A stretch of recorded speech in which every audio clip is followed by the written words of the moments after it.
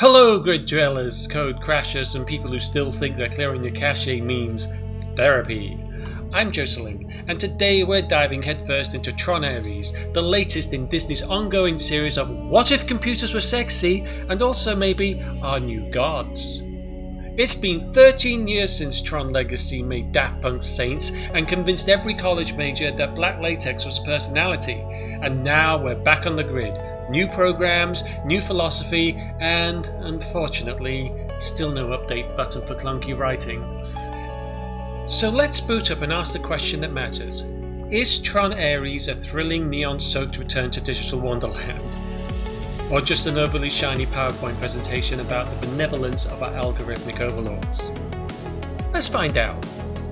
Okay, credit where credit is due. This movie is gorgeous. Like if Blade Runner took a bubble bath in Monster Energy gorgeous. Every frame glows like an LED Christmas tree that achieves sentience. The opening minutes remind you why Tron still has a cultural pull, and the aesthetics are immaculate.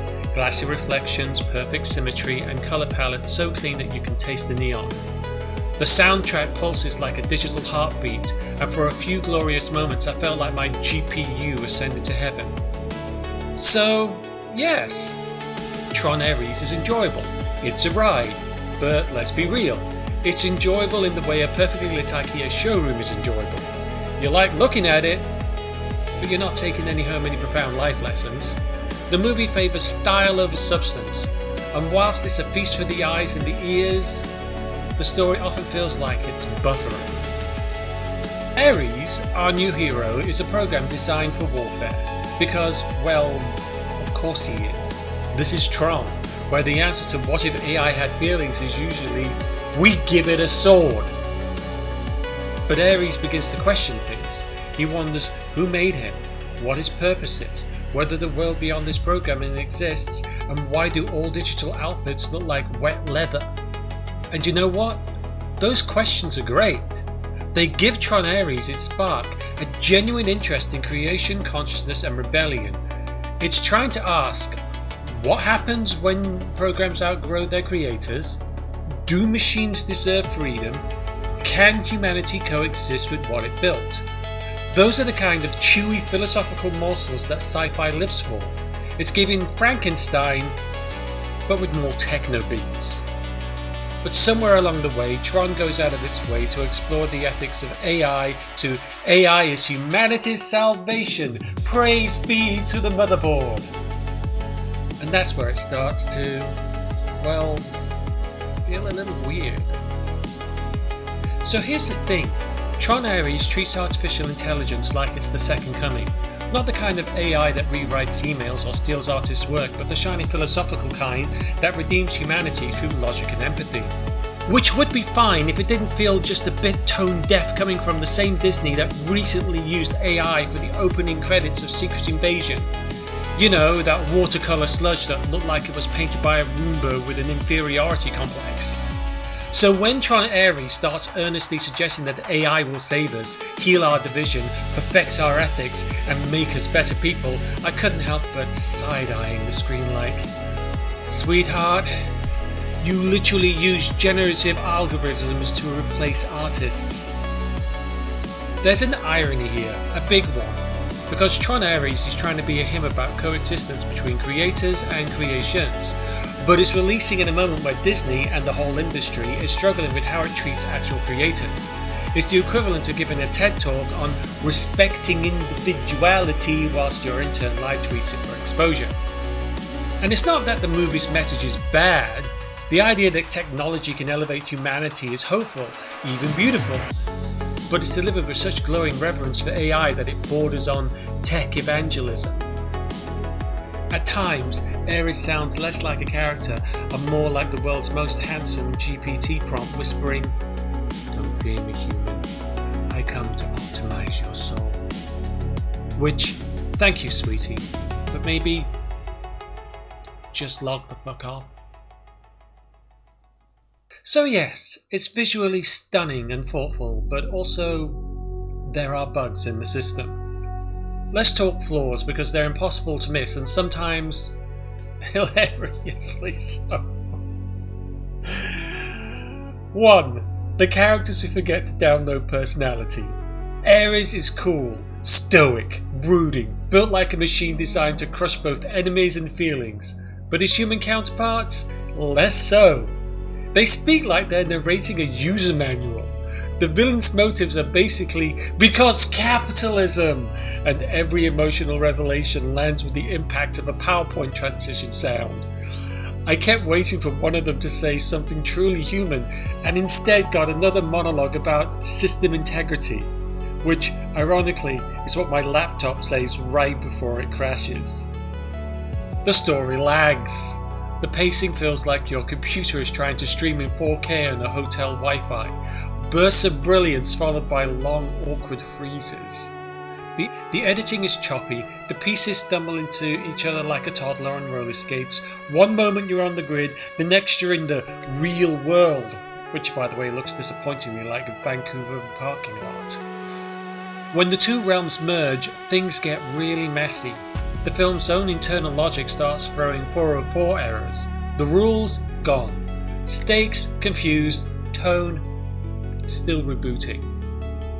The movie introduces grand questions, the nature of being, the ethics of creation, but it rarely answers them.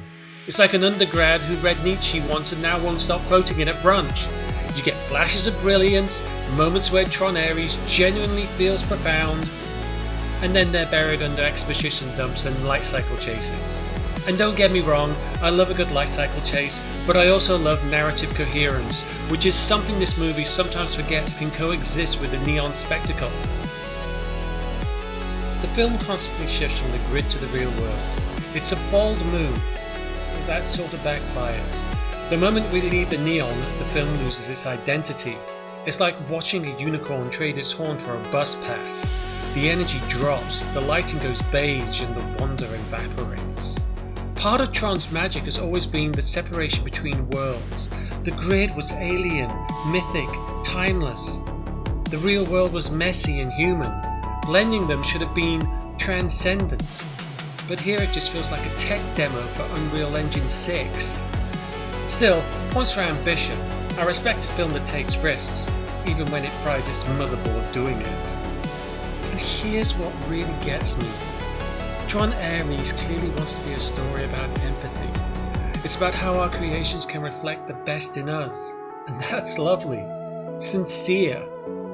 But watching it, you can't ignore the elephant in the server room. Disney's real-world use of AI as a labor-saving shortcut rather than a storytelling tool.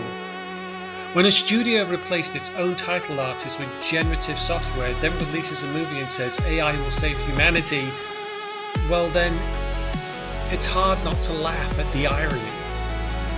It's like watching someone lecture about protecting nature whilst driving a diesel Hummer through a butterfly sanctuary.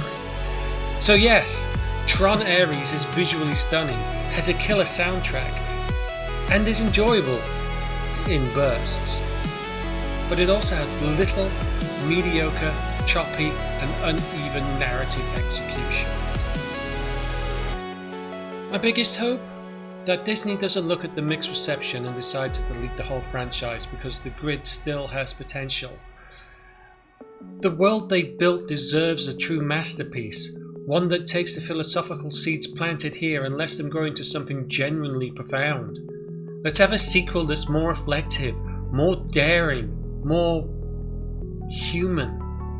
One that reflects both artists and algorithms, and maybe, just maybe, let's let them collaborate without eating each other alive. So, final verdict. Tron Ares is an enjoyable but mediocre film, visually dazzling, philosophically confused, with a soundtrack that outshines its choppy editing and uneven narrative. It's fun, it's flawed, and it occasionally worships its own tools a way bit too much. But under all the noise, beneath the sleek design and the corporate sheen, there's still a spark of genuine wonder.